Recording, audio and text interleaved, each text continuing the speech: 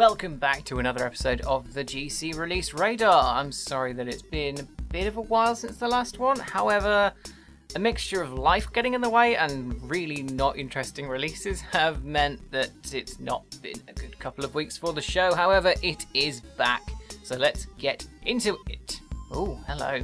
My voice went a bit weird. We will start today with a game called Death Coming, and this is a strange little game that looks really very interesting.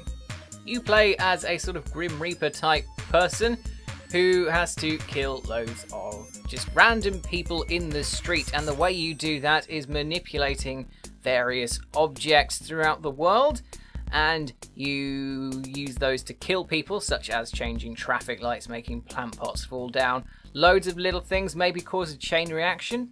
Looks like a really interesting game, and I think you have to avoid like angels and whatever who sort of, like, if you do something within their cone of vision then you get killed. I don't know. It looks a very interesting game. Visually not the most creative art style in the world. It's very sort of Habbo Hotel in its art style, but at the same time the gameplay, if that sort of mechanic and if all that works very well, then it's certainly something to think about. At $4.99 full price, currently on a special offer for £3.24.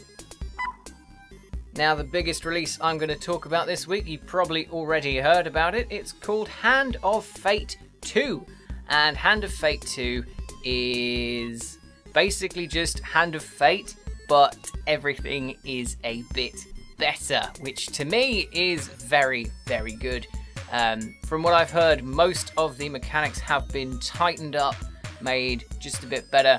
I've heard a lot of good things about the combat, maybe in comparison to the previous game, which was a little sort of stunted, to say the least. It was very sort of... I didn't feel like I could get anywhere without mashing when I was playing that game, and that kind of let it down for me, because the whole premise of Hand of Fate is very, very good. I really love the premise of that game, where you are just playing basically like a role-playing card game against the dealer, and if the fighting engine had been a bit better, then that would have been a classic game. As it stands, it's just quite a very good game, and from what I've heard, the sequel just sort of tightens everything up nicely. Hand of Fate's 2 price currently stands at £21.24 and will rise to its full price of £23.79, a very odd price if you ask me. So yes, it's certainly worth your time, especially if you enjoyed the first one and just wanted a little bit better in terms of things like the combat. I am again mentioning one piece of DLC today, and this time it is to do with American Truck Simulator. Now, I might not seem like the biggest fan of these kinds of games, but I really do like Euro Truck Simulator and American Truck Simulator. Just really nice games to relax to. And the newest bit of DLC for American Truck Simulator is the New Mexico DLC, which just adds New Mexico to the map that you have in the game. There's only 4 bits of DLC, I think, at the moment. I will just double check that. But yeah, this game is frankly gorgeous, and just any more map that they add to it is brilliant. Great. Yes, please, more of it. I need it. They added Arizona to the base game for free, and this one is $8.99 for the New Mexico pack. But if you want just like a bigger map in American Truck Simulator, great, go ahead. And they are also adding Italy to Euro Truck Simulator 2 soon, hopefully. And wow, that game is massive, and so is American Truck Simulator, and they are definitely worth playing if you just want to chill out for a few hours. And finally, a game that I probably won't play, but that's because I'm not personally a fan of MOBAs, but certainly looks like a very interesting thing anyway. Battlerite.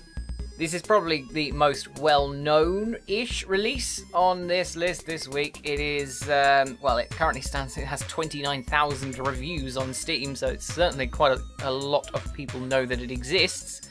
And it's basically trying to just recapture that market, because I don't keep up with the MOBA market, I'll be honest, but it seems like while it's not died, it's certainly faded into the background a bit over the last few years, due to some of the MOBAs maybe not doing as well as they could have done, and League of Legends just kind of taking away everything and just like going, "Way, we win." And maybe Battlerite is trying to just sort of fill that void, add a bit of extra competition, and I'm all open for that. That sounds like a very good idea. Because I'm not a MOBA fan, I don't actually know what it does much different to all the other MOBAs, but if you like MOBAs, definitely worth a look. A free-to-play game, but you can, much like the Brawlhalla model, buy all of the champions for the price of $23.79, and you can just play as all of them. So it seems to be working on a rotating roster, and you can either unlock them permanently, presumably through gameplay and grinding to get the amount of currency to unlock them permanently, or just buy them outright like you can in Brawlhalla, which is a good monetization idea in my mind.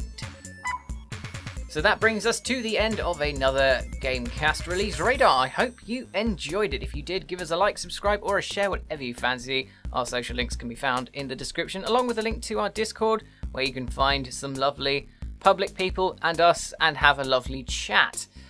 If you like me, I can be found on Twitch at twitch.tv/metalnerddude and on Twitter at @SnowyDuffield. Stay tuned to GameCast for more news, reviews, let's plays, podcasts, lots of lovely things. All of your gaming needs can be found here. I have been Snowy, and I will see you soon for more news and or release radars, podcasts and stuff. Lots of stuff. Goodbye.